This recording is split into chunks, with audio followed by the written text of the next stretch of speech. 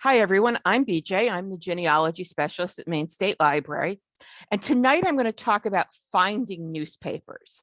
I think most of you have probably seen the program I do where I talk about all the fun things that I have found over the years.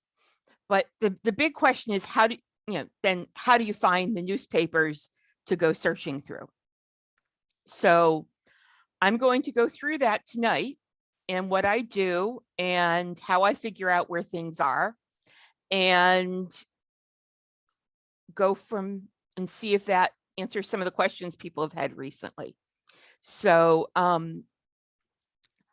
basically, there are several things I do. And when I'm looking for something for a new newspaper to work with, there are a couple of things I do. One is if I'm focused on one particular family, I often do go through the big commercial sites, newspapers.com, which is owned by Ancestry, Genealogy Bank, newspaperarchive.com. My Heritage has a newspaper subsection. And then the Library of Congress has a big project on newspapers called Chronicling America. And then Google News also has historic newspapers as well as current ones. And just to make it clear, some of the stuff at My Heritage is pulled from Chronicling America, but not all of it.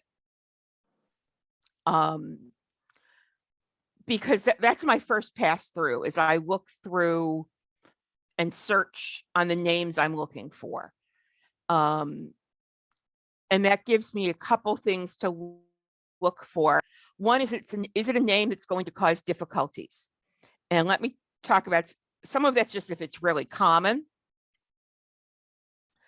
The other possibility that you'll find on these, and I'm going to talk about why in a minute, is names that aren't necessarily a problem in a genealogy database, but they are in other search functions.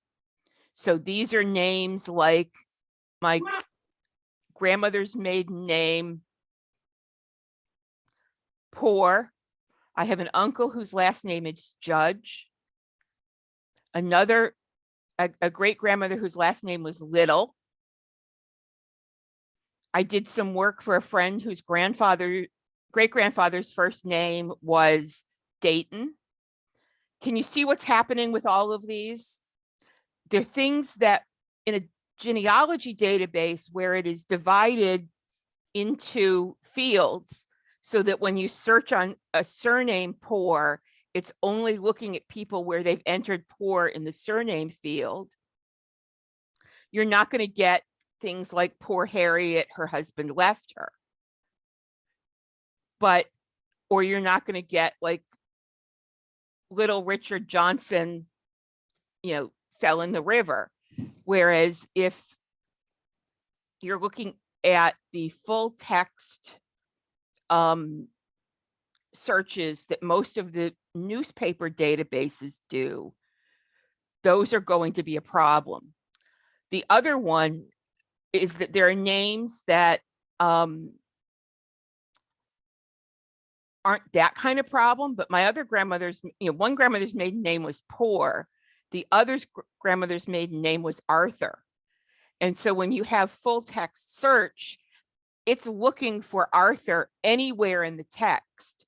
Whereas when I go to Ancestry or Family Search, they have entered the data when they index things to have Arthur be in a surname field.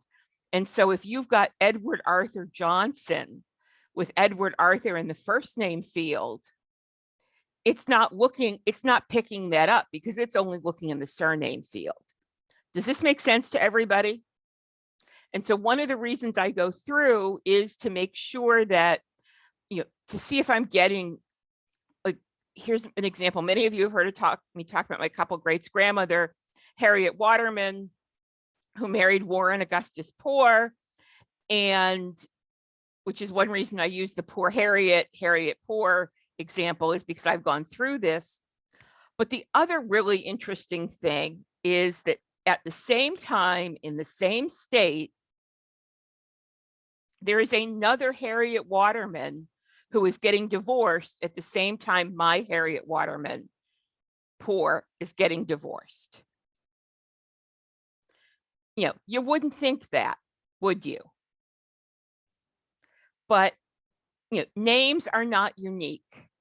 And when you have a common last name and a common first name, which Harriet was in the middle of the 19th century, and Waterman was a big family there was one family out of Providence and one out of Plymouth.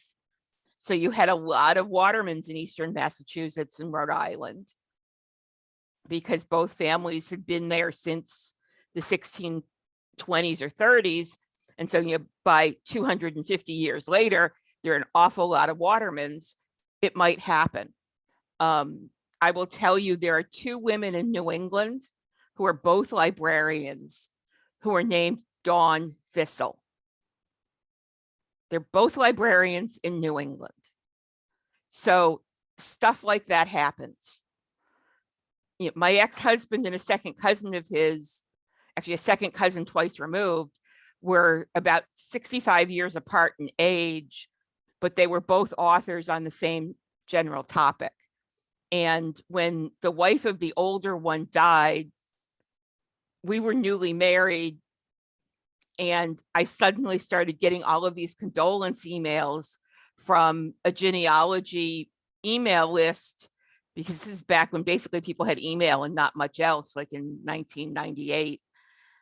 And I'm like, no, wait a minute, he's still alive. And some people were like, oh, I wondered, I didn't think his you know, this person we knew with that name had a wife, Mary Ann, but, you know, and I was like, you know, perfect example, you know, same first name, same middle initial, same last name, but different wife's name.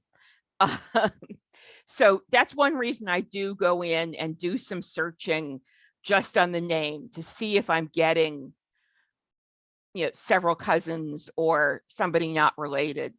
I've been looking for a William McCartney in northeastern Massachusetts in the mid to late 1800s. And same things happening, that there are several of them around, one of whom I'm pretty sure is not my guy, but keeps getting in trouble with the law. But he seems to be the wrong age and the wrong town. So I'm hoping it's not my guy.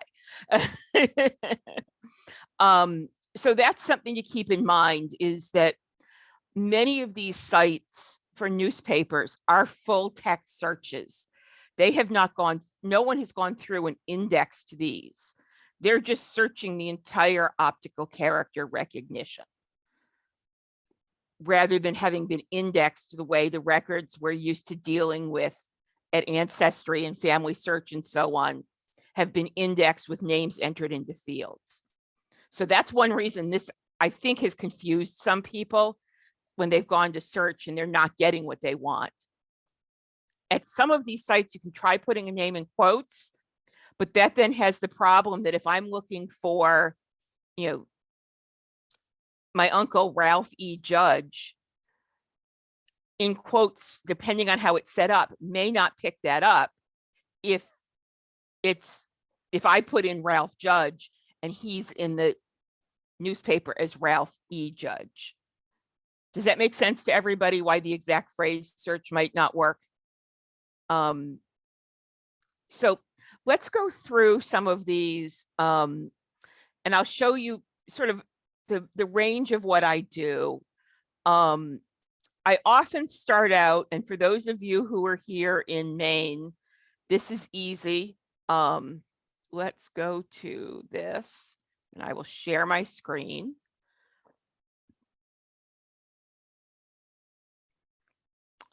If you're here in Maine, you can start at library.digitalmaine.org, which, you know, I've told you guys about a lot. And if we scroll down to my heritage and we click through, And I will warn you, I tried to use this one time when I was over at the Freiburg Library doing a program, and it thought I was out of state. It also thought I was out of state when I was in Bangor at a Tim Hortons. So I had to put in my library card number for those. So, but generally you should be able to just click through, and notice you click on this and not on the bright orange part. Now, one of the things I do here, you'll notice if you go searching from here, you'll get lots and lots of results out of the family trees. So what I do is I scroll down to the newspapers. And at this point, I do one of two things. If I know what I'm looking for state-wise, I often start in that state because, again, it'll give me an idea of the range of how many, am I dealing with tens of thousands of hits, or am I dealing with 3 dozen? So what I'm going to do, let's start with, I'm going to put in a name here at this point. And one of the things that, this is a little deceptive. This looks like you're searching fielded, but it's not. This is you're putting this in here, and it will limit these things, but this is doing full text search as far as I can tell. And so I'm going to hit search at this point.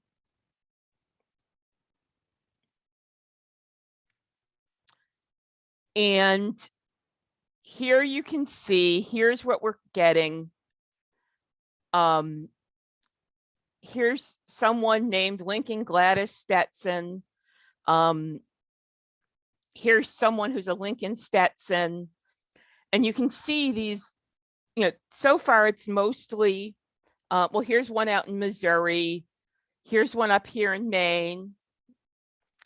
For those of you doing work here in Maine, they have the Sun Journal, or the various papers that become the Sun Journal, from the 1860s to I think it's 2006. And it's a really good place to start for Maine research, just because it does have that range. And the Lewiston paper did pick up a fair bit of stuff. So, and you'll see it's picking up the L as well as the full Lincoln. And you can see that get a range of dates.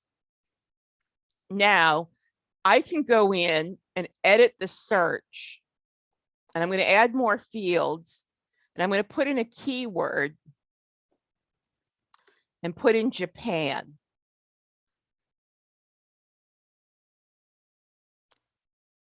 And it's not doing what it's supposed to. Yeah. So anyway, here we have a 1913, and what I'm looking for is the ones down here when we're looking at 1860. And it turns out that the Lincoln Stetson I'm interested in was a mariner, and he was on the first trip from of US ships visiting Japan in about 1800. And as you can see, this tells, so here we have the Gloucester, he was living in Salem, Massachusetts in 1860. So here we have Gloucester, Massachusetts, but then down here, we get a Maryland one on the same thing. Here's a DC. And so what we can do here, and this is the case where Lucy Ann, the daughter of Lincoln Stetson, died. That's the same man. Here's land he'd owned. So I'm beginning to get an idea, if I didn't know exactly where he was, that even though I'm seeing some of these outside of Massachusetts, that it's looking like he's in Eastern Massachusetts. So let's say I want to look more into this. I can go over here and click on publication year. and limit this. Oh, it's not going to let me limit it to 1860. That's interesting. But if I go up here, I can edit the search, add more fields, and put in a publication date, 1860. And this time I'm going to hit exact search, which notice I didn't do to start with, but I'm going to do at this point because I now have an idea of what I'm looking for. And you'll see here we've got, and it turns out when you click through to this one, it is the same sort of article. But here we have Maryland, Gloucester, DC, Hawaii. A newspaper in Hawaii picked up this story. Here's New York City, and here's California. And the reason I'm showing you this is that we tend to think that before, say, World War II, news didn't get around. But notice that, for example, this one in the, where'd the Polynesian one go? The original story in Salem was in early June. And by August 4th, the story has made it to Hawaii. And what happened was, you're beginning to get railroads and telegraph getting stuff across North America within 6 to 10 days. And then the rest of the time was getting it out to Hawaii. But that's one reason, if you have something interesting in the family, that whole, I'm sure most of you have heard the saying about if it bleeds, it leads on the local news. People in 1860 were no different. They wanted interesting stories in the newspaper. And so you will have human interest stories the way you do now. You will have dramatic stories of deaths and accidents, and so on. So don't be surprised if something goes a lot further than you're expecting, if you've got something dramatic happen. So let's go back, and just so you can see the same thing again, let's start a new search. And I'm going to go back to my mother's family for Leroyd, and I'm going to put in 1897. And I'm going to put trial in as the keyword.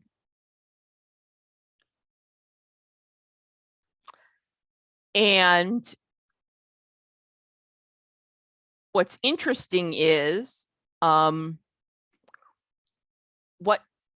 the first three results here are not what I usually get. But here's the fourth one is the trial that my great-grandparents were involved in.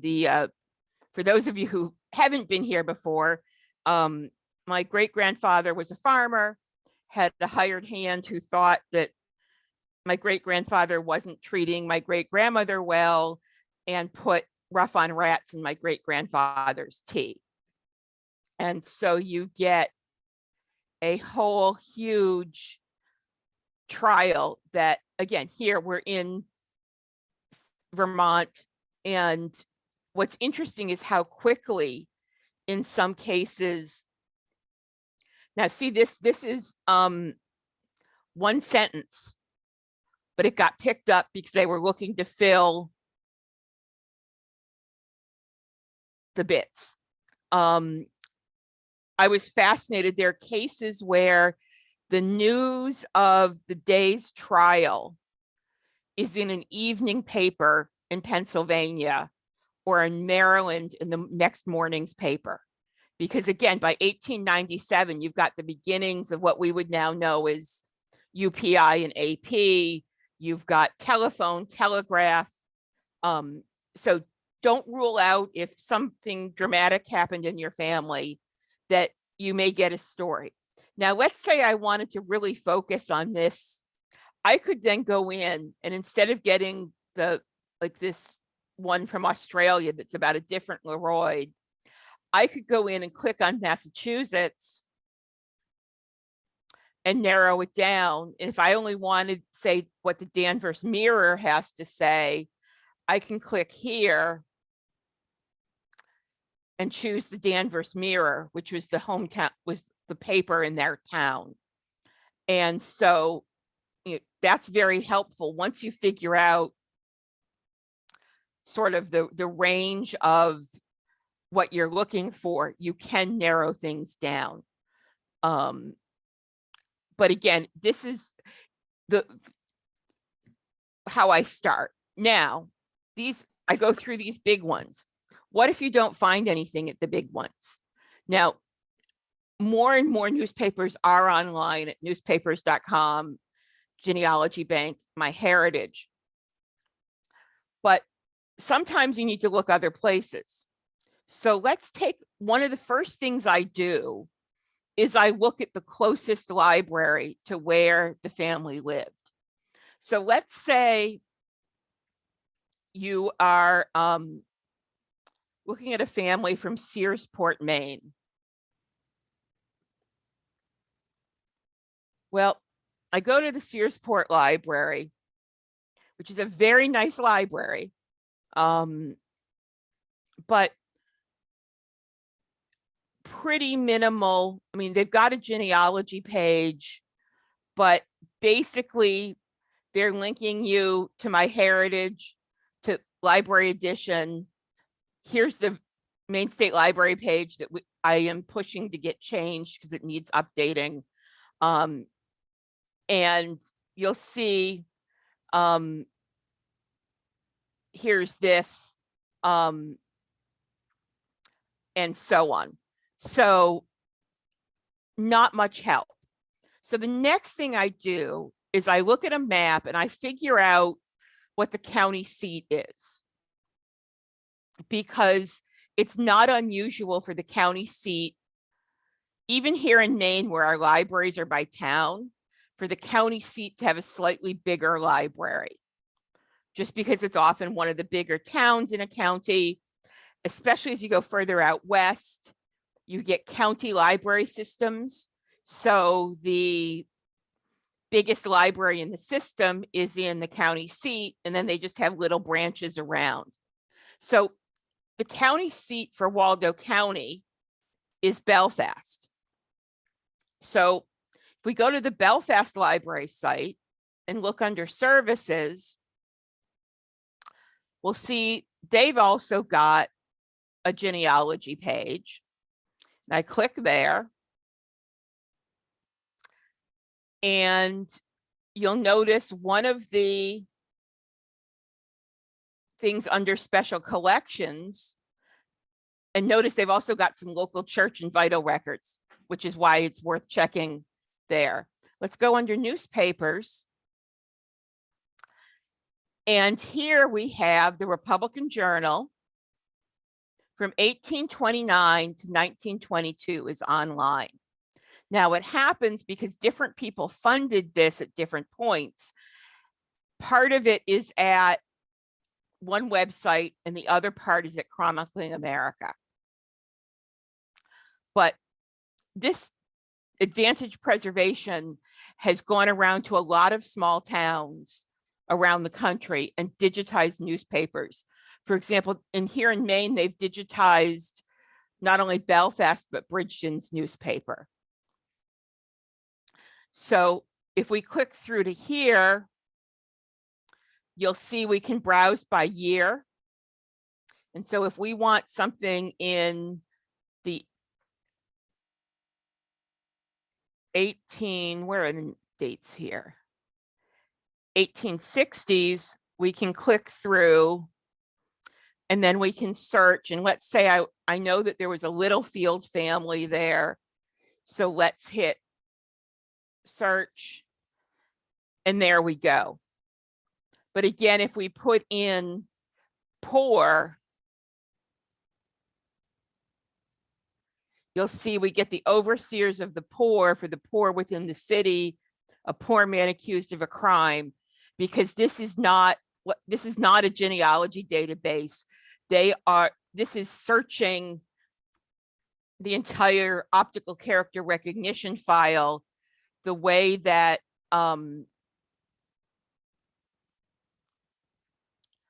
like Google searches entire web pages.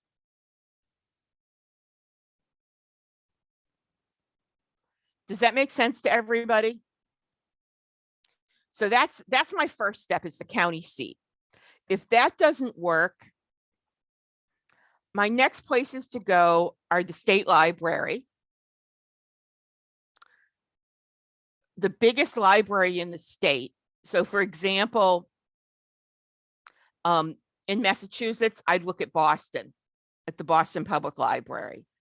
In New York, I'd look at New York City for downstate New York, and Buffalo and Rochester for upstate New York.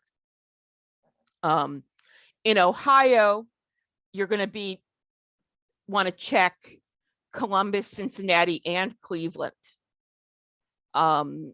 because they all have really good genealogy collections. And in fact, when the state library, which used to have an amazingly good genealogy section in Ohio, decided to change how they were doing things about, I don't know, 10 or 12 years ago, they worked out an arrangement where all of their collection went to the Columbus Public Library. And so, my guess would be something in Northern Ohio would end up at Cleveland, and it's Southern Ohio and Cincinnati. But I also wouldn't be dogmatic about it, because it depends on who had money, who got a grant, who had the interest, and so on. And the other place that people don't remember to check is to look at the library of the flagship state university. So here in Maine, it turns out it's not the University of Maine in Oro. No, really. They're doing the town reports. The state library is doing a lot of newspapers. But in some other states, you do get the big university, being the one that is doing a lot of the digitizing, because they're the ones who collected the master microfilms and can digitize from them. In other words, they like, when we digitize a film, we do our best to not use like the microfilm that you've used. If you've come into the library, there's usually a master microfilm that has not been used, and that's being stored at ideal conditions, because microfilm, for all of its frustrations, if it is stored at the right conditions, is actually one of the longest lasting, most easily preserved ways of retaining data. If it's stored at about, I think it's about 40 degrees and a certain humidity, and it's supposed to last 500 years with no problem under ideal conditions. So a lot of where things end up does depend on who had the master microfilm and who had the money to digitize it. So to go back to the Belfast Library site, I was actually the librarian at Belfast for a year and a half, and they'd already done this digitizing project before I got there. They had a grant and raised some money to do this early 1829 to 1868, which was worth doing for preservation, among other things. And I had been there just a couple weeks when I got a phone call saying, we're trying to get papers from around the state. This is from someone at the state library saying, we're trying to get papers from around the state. Do you have the master microfilm? What years do you have? And I said, yeah, we've got it. When do you want it? And they said, well, we aren't sure which ones we're doing yet. And I said, well, I'm new here. I don't have much to do yet. I can get it to you whenever you want it. And I was talking to somebody else next week. I was coming into Augusta for something. And so I shot an email to the person. I said, do you want it? I'm coming into Augusta. And she said, yeah. And that's how Belfast got the paper in that round of digitizing. Is I was new and didn't have much else to do. And so I could hand carry it into Augusta when I was coming in for a meeting. And it sounds silly, but quite frankly, that's how some of this has happened. Or you get somebody who wants access to I know a couple cases here in Maine where somebody out of state with Maine ancestors wanted access to a newspaper. And so they've donated money to a library that then matched it to get it digitized. So, that's why you need to poke around. Historical societies are another place. They often they do not have the money to do the digitizing, but they may know who has done it. There are some of the bigger ones that have gotten grants, but for the most part, you're looking at libraries that get grants are the ways a lot of these are done if they're not done commercially. However, I'm going to introduce you to another site that is fascinating. It's literally a guy in his garage. Well, actually, that's not quite true. I guess he's moved into his garage and made his house the center of his newspaper operation. And it's called Fulton History. And quite frankly, it's like the most 1998 web page still on the internet, as you can see here. But we're going to click here to go search. And we're going to go up here. And I'm going to put in my dad's name because I know at least at one point this worked. And we are going to hit search.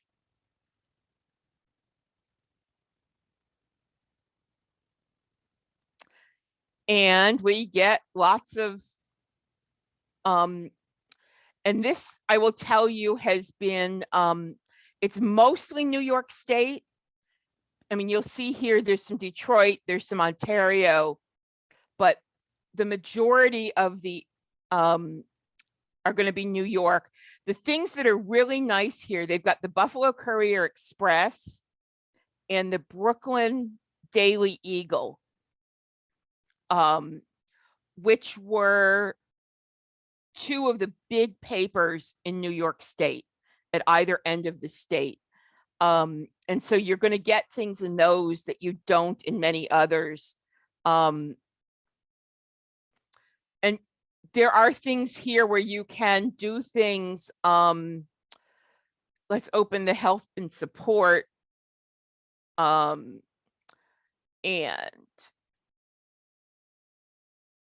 what we want here, somewhere here, there used to be a way to look at how to do things, because there's a way to, he's moved things since the last time I was here. But you can do things like the exact phrase. So here we will get, so here we've got 450. These are still not coming up with the ones I'm looking for. You can, there are ways to limit things. There is also this other site called fultonsearch.org that lets you, for example, search by paper. So we can go in here and go to first of all, this shows you what they've got. And we'll scroll down to New York. Oh, he's added a lot of Kentucky and Massachusetts. That's interesting. So we'll go to, and then we'll go to Erie County. and Buffalo. And here is the Courier Express. This isn't it. The Courier Express lasted until the 1980s. I remember it going out of business. So we're going to search just this, and we're going to put in my dad's name because I know that he was in it, and it would help if I could type, wouldn't it? Boy, I'm doing well here. Okay, so now we'll hit that. And you'll see I did not do exact phrase. So let's change to that and hit search.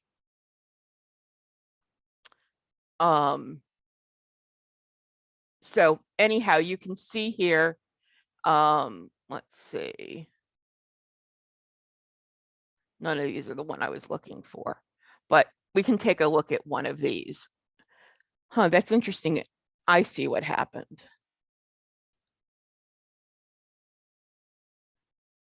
So let's do view papers again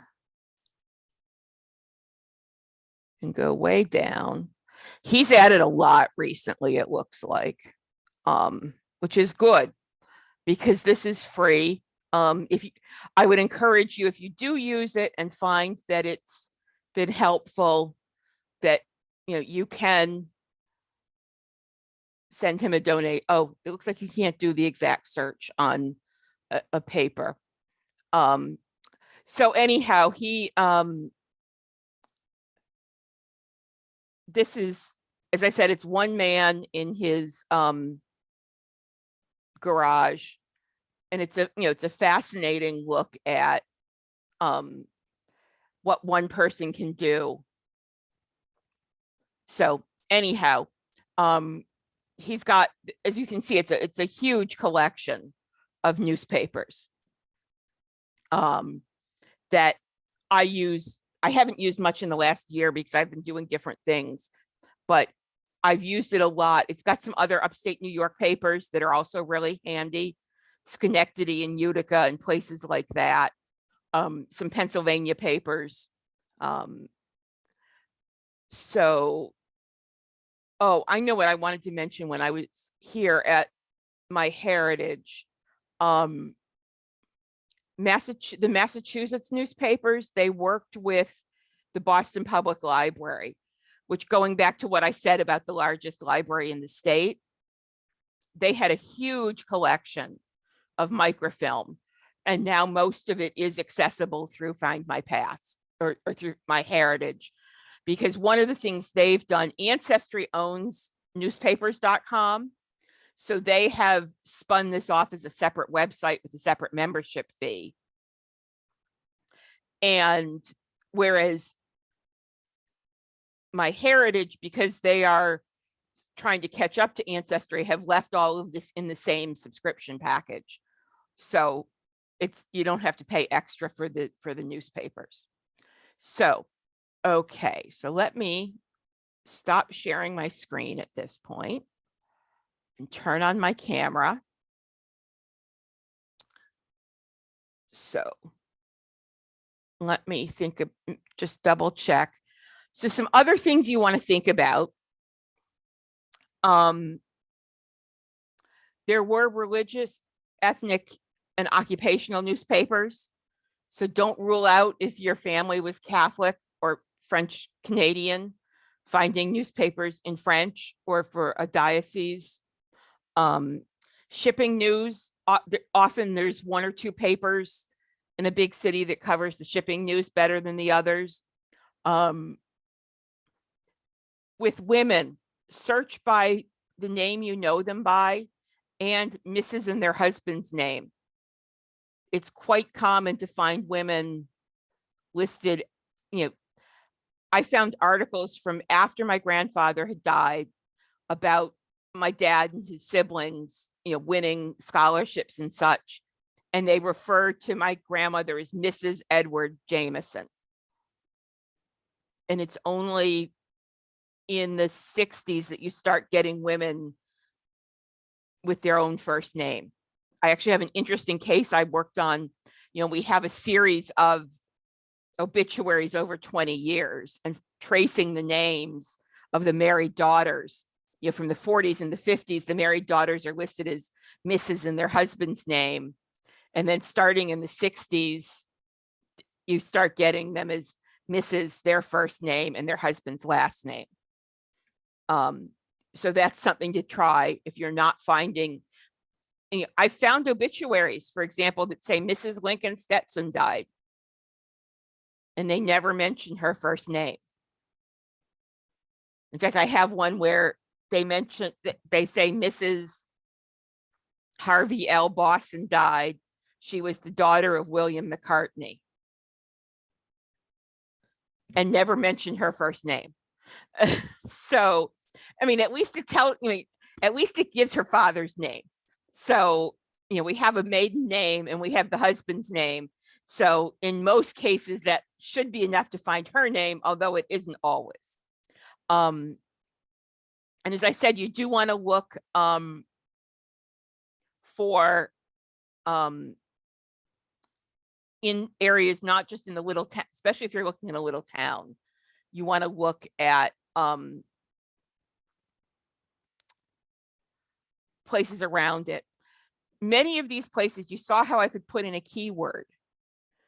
If you have limited, say, to Massachusetts newspapers in the 1960s, you might put in model railroad if that's what your grandfather was interested in, because you might find stuff about his model railroad club, even if it doesn't mention him by name. Does that make sense?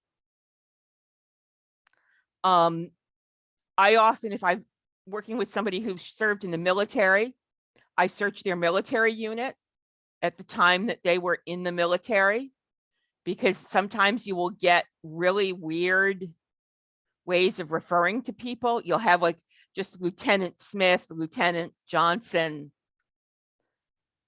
But I've had one, it had like Lieutenant Smith, but then gave the person's address. So I knew it was the right Lieutenant Smith because it gave the same address that was on his draft registration.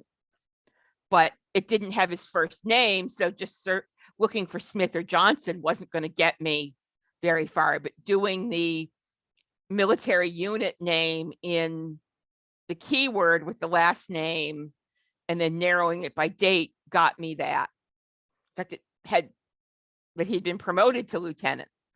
And that's why it was there. So, if somebody was a member of the Elks, or where they went to school, a school alumni association might be something you want to look for. Newspapers have typos. Optical character recognition doesn't always work. So I have a great example. My mother was Barbara Carolyn Leroy, and I found an article that mentions her in college that calls her, and she was called Carol her whole life, to the point that some of her coworkers didn't realize that she wasn't Carol, that she was actually Barbara Carolyn. And these are people she'd worked with for 20 years. But I found a newspaper article about her that had her as Barbara Coralyn, not Carolyn.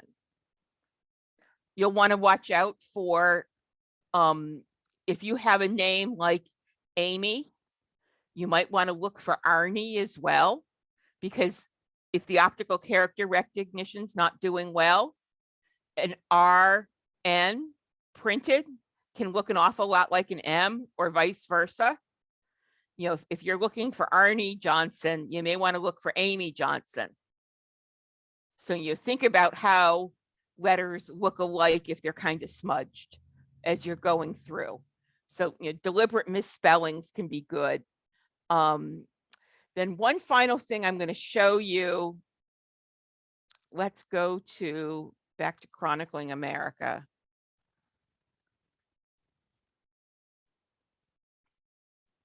And turn the screen sharing back on. Now, they have a lot digitized here. if we click here, you can see, you can search the digitized papers. But the other thing they have that's really helpful, this is an attempt at a directory of all the newspapers that were ever published in the United States. And you can go in and select a state. And we'll select, actually, let's select Pennsylvania. And I'll select Allegheny. Oh, they've talk about misspellings. Look at this. I think that's the right one. Now, what I'm going to do here is select German and hit search. And we come up with 24 newspapers published in Allegheny County, Pennsylvania at various points that were published in German.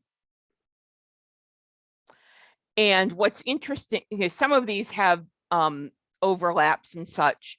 I have seen things in the Pittsburgh English papers up through about 1912, 1913 that reference printing city documents in English and German.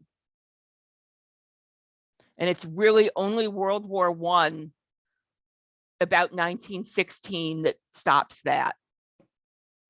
So, you know, don't forget that there were things like this. So if your family was in Pennsylvania and was German speaking, there were German newspapers. If we do here in Maine, and we can select French and hit search, here we've got 21. And you can, let me make this a little bigger so you can see it. They give the dates the newspaper was in existence. You'll see some of them, they aren't quite sure, and they'll have question marks. But let's go into this one. And it tells you where it was printed, who published it, frequency, subjects that are related in the Library of Congress and other library systems. These are numbers for finding it in catalogs. Here it tells you what it became. You know, this goes up through 1966, and then 66 and 67, there's some change. This holding information tends to be outdated. A lot of this database was done in the 1990s and is pre-internet and is pretty skimpy on actually having all the full details. For example, I know that we hold more than that of this. But you can see that we have the mass, you know, here's the difference. You've got the service copy, that's the one actually out that people can use. And the master microfilm is under lock and key. And I have to go find the right person to get my hands on it if I needed it for some reason. So the other thing is, if we go to the State Library website,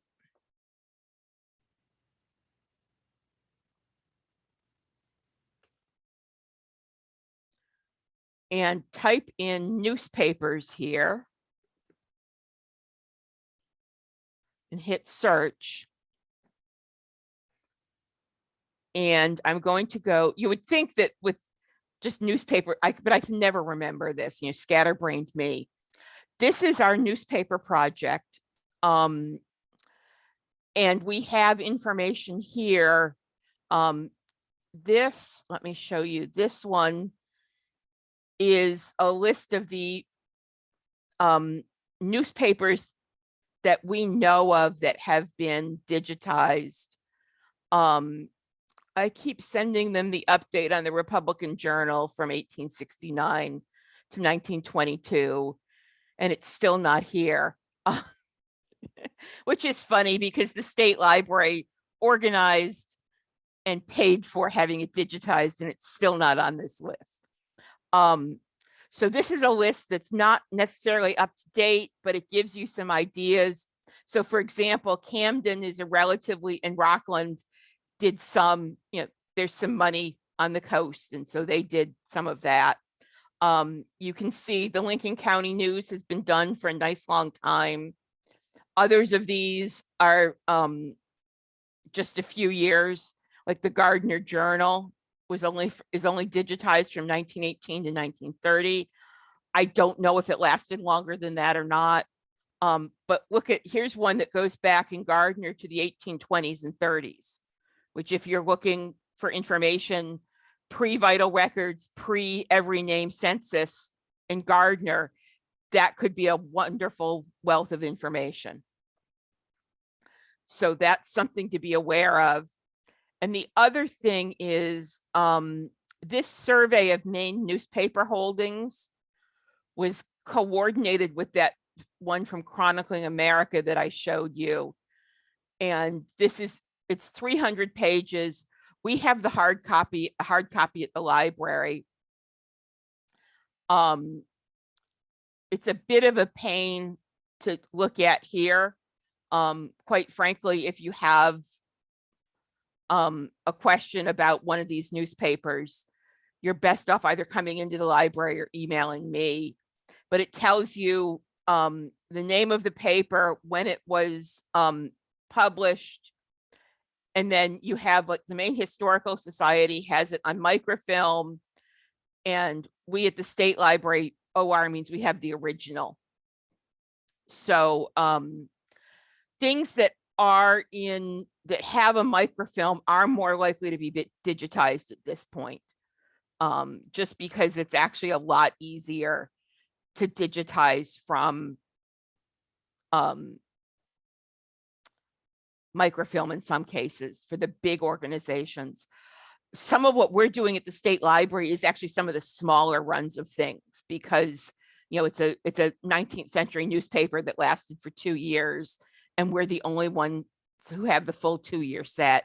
And we now have a scanner that can do the whole page at a time. So this is there. Again, this was done in the late 1990s. There's a lot of uncertainty, but it's a place to start to look for names of papers and seeing, did this town have a paper? And you'd be surprised at if we go down here, that's Portland. That's not a surprise that there are a bunch of papers. Come on. And the different colored papers actually mean the data is organized differently. But places like Lisbon and Liberty had newspapers for a while at some point, which, if you've driven through either one of those at this point in time, you're probably sort of shaking your head wondering how on earth could that town have supported a newspaper. But they did. And so you have some of these that are from very tiny towns. And so, like, as I said, Liberty and Lisbon, Wiscasset at one time had like 3 papers at a time. So don't rule out the little town that your ancestor was from having a newspaper. So having said all of this, I will stop sharing my screen. And any questions at this point? I know, again, it's a lot of information, but I want you, basically I wanted to sort of walk you through what I do. And it's basically, I look at libraries nearby, I look at big libraries, I look at the big sites. I do look at places like Chronicling America to see if there were any papers. Almost every county is going to have a newspaper produced at some point. Obviously there are some exceptions out west where you have counties that even today only have, 3,000 people and they won't have had one. But most of the places your ancestors will have lived will have had a newspaper at some point.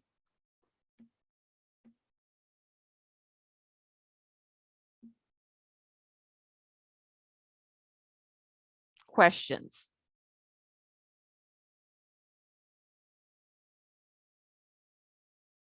Places you found a newspaper you didn't expect.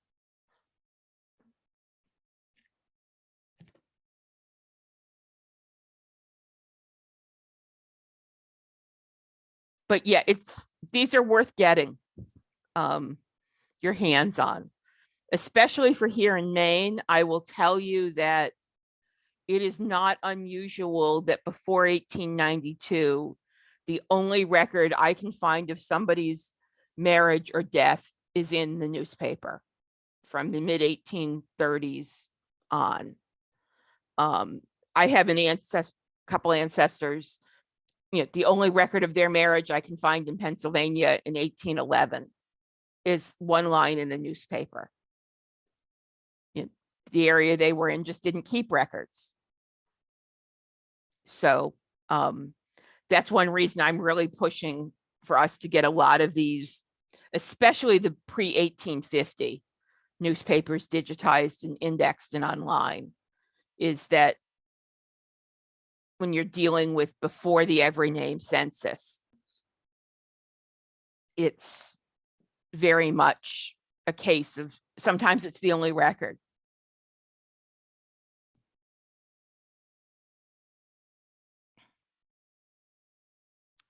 Is Stars and Stripes digitized? I don't know off the top of my head. I would guess it has been. I just don't know how accessible it is. Let me look.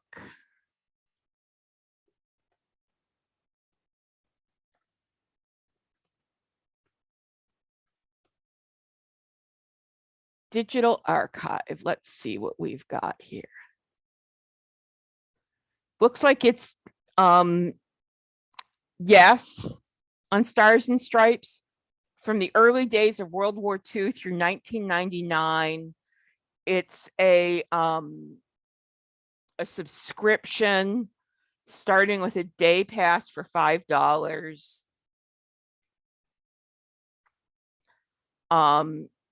$8 for a month or $48 for the year. So, if if you're well organized, you certainly can do what you need in it in a month, and it's under $10. So that's not that outrageous.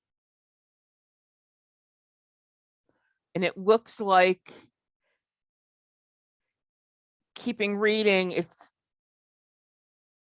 various World War II editions, as well as all European and Pacific editions from 1948 to 1999. Looks like it was done in partnership with newspaperarchive.com, but it looks like it's a separate subscription. I can't tell.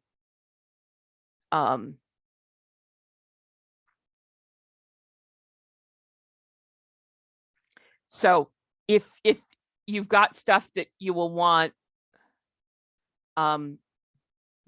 that looks like it's accessible. So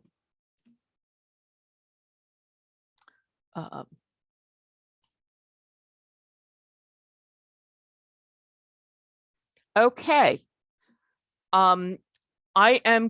We'll be continuing to do the Thursday night things through the summer. I'm not looking to do in-person programming probably until September at this point.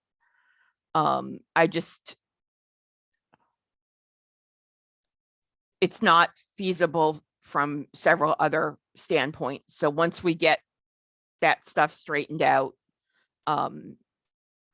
we have some big projects that we're doing with our collections before we're so that we are whenever we're able to move back to our real building, that we'll be ready to, because I think you've heard me talk about how we sort of moved in a rush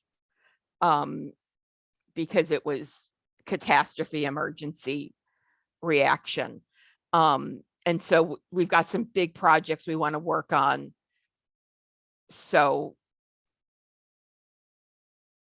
I'm thinking it'll probably be September before I do in-person programming, but I'm going to keep doing the Thursday night, except for 2 weeks from now when I'll be off in California,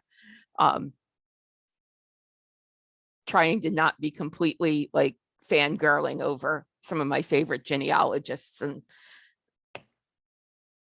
all of the people that I admire, and they're sort of my genealogical heroes. And so so that's, oh, comment from Jan Murphy that she's found news in the 150 years later column. Yeah, that's a good point, that 25, 50, 100, 150 years later, I have found things that way as well. One of the other things I found in late 19th century, early 20th century newspapers that have actually been much more informative than obituaries has been 50th wedding anniversary articles and 60th wedding anniversary articles. There will be lots and lots of detail. I've noticed they're much more likely in those to name grandchildren and siblings and nieces and nephews than they are in obituaries at that point. I don't know why. I think probably because it's an article, and the more people they name, the more people will buy the paper. Whereas, when people are doing an obituary, it's not that same kind of, if my name's in the paper, I'm going to buy the paper. But I've noticed that I have gotten some really interesting details, again, that I haven't found anywhere else at in less true in the 25th anniversary articles. They're shorter, but the 50th and 60th tend to be really nice and long. And I found 175th that was like almost a third of the page. I mean, it must have been everybody in town was there, and it described what every single woman in town wore to this party. And it was just, and some of them, just reading the descriptions, I mean, their hat game, some of these women must have had impressive hats. Let me just say, from the, imagine, 18, I think it was 1891 or two, and you should have, the hats must have been about this big. I was rather envious of a couple of the descriptions. So that's something else to think about.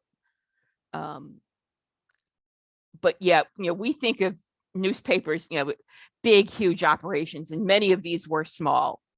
And so they were looking for things to fill the pages, which is why you get things like that story about Lincoln Stetson that's half of a column in Salem ending up out in, Missouri as 3 inches, and in California as 1.5 inches, and 1 sentence in Hawaii.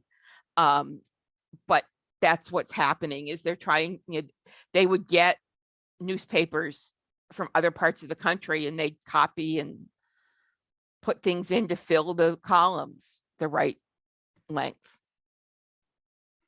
So, okay, so Beth says that some college newspapers have been digitized, and she's found some good leads there. Good point.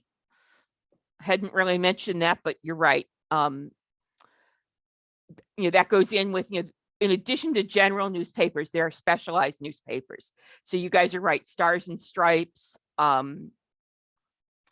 college newspapers, you're going to get foreign language, you're going to get religious and ethnic. I know African-American newspapers often had stuff that was nowhere else.